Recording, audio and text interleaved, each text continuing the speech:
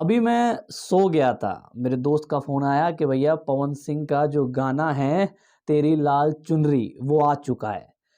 मैंने यूट्यूब खोला, गाना देखा, सीरियसली मज़ा नहीं आया।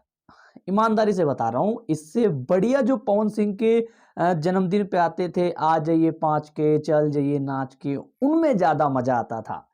मतलब जो उम्मीद थी, जितना मतलब हाई लेवल कर दिया था, जिस हिसाब से क्रेज बना दिया था, उस हिसाब का ये गाना नहीं है। सिर्फ ये गाना सनी लियोनी का है, पवन सिंह का ये गाना है ही नहीं, ओनली फॉर सनी लियोनी। तो उम्मीदों पे खरा नहीं उतरा है ये गाना, और ये गाना बुरा लग रहा है बोलते हुए कि ये गाना नहीं चलेगा। 100 of 10% ऐसे गाने सनी लियोनी ना जाने कितने कर चुकी है बॉलीवुड इंडस्ट्री में, और उनका गाना 2-3 हर मद 7-8 मिलियन जाता है बस। तो पवन जी से बहुत ज्यादा एक निराशा हाथ लगी है इस गाने के वजह से।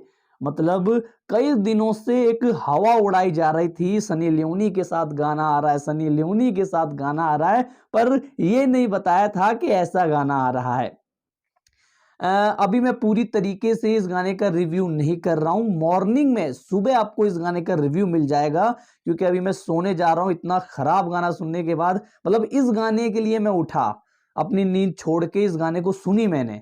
और यार सीरियसली पवन जी, आपसे तो ये उम्मीद नहीं थी। मतलब आप ऐसे कलाकार हैं कि आपसे उम्मीद होती है कि आप कुछ अच्छा लेके आएंगे, पर इस गाने ने पूरे किए किराए पे पानी फेर दिया। मतलब फैंस की जो उम्मीद थी वो सारी की सारी टूट चुकी है इस गाने से।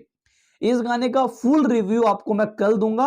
अभी बस इतना जान लो, ये गाना मुझे अच्छा नहीं लगा। अगर आपको भी अच्छा नहीं लगा है तो कमेंट करके अवश्य बताएं। बाकी पवन जी के लिए एक बार मैंने सुना, सिर्फ और पवन जी के लिए।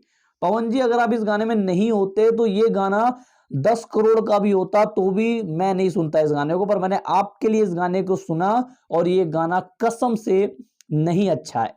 आप लोगों को कैसा लगा कमेंट करके अवश्य बताएं। फुल रिव्यू आपको सुबह मिल जाएगा।